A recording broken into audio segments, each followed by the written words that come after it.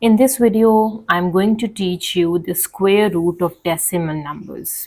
It's a very short video, but most of the students get confused if how do we figure out the square root of the decimal numbers in non-calculator paper mostly, right? So I'm going to teach you with the help of an example. So let me take an example. You can say question 1. Okay. So the question is to figure out the square root of 1.44. So the square root of the decimal number. How do we do this without using calculator, right? So in this, the first step is to convert the decimal point. This root stays the same. The decimal point in the decimal number into a fraction by removing the decimal, the sign of decimal, right? So as you can see, after the decimal point there are two digits, so we have to divide by 100 to get rid of this decimal point, right? Okay, now here we use the concept of perfect squares.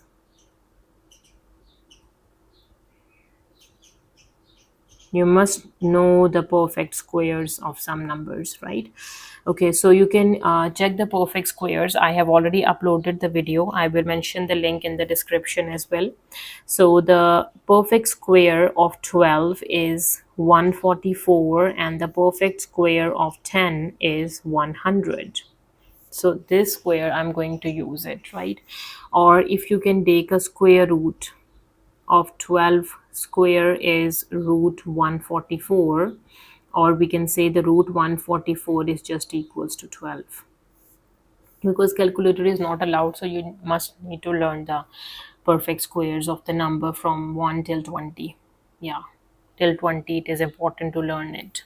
For non-calculator paper it will save a lot of time. Okay, root of 144 is basically 12 and root of 100 is basically 10, and 12 over 10 is 1.2. So the root 1.44, its solution is 1.2. So this is how you solve the square root of the decimal numbers. Okay, let's do one more example. Okay, so in example number 2, the question is to find the square root of 1.96. Okay, how do I solve it? The same step, we have to convert the decimal number into a fraction, right? So there are two digits of the decimal point. So 196 divides 100, because 100 has two zeros, right? Again, here we use the concept of perfect squares.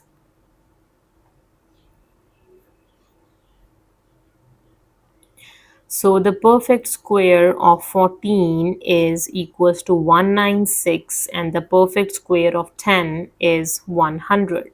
Okay, so basically in figuring out the square root of the decimal number, you must know the perfect squares of the number from 1 till 20. Yeah, 20 is better. For perfect cube, it's till 1 till 10 is okay. Okay, now we know the 14 square is 196, 10 square is 100. Again, we can say the root of 196 is 14 and the root of 100 is 10, and 14 over 10 is 1.4. So the square root of 1.96 is 1.4. So this is how you can solve the square root of the decimal numbers without using calculator. But for this, you must know the concept about the perfect squares.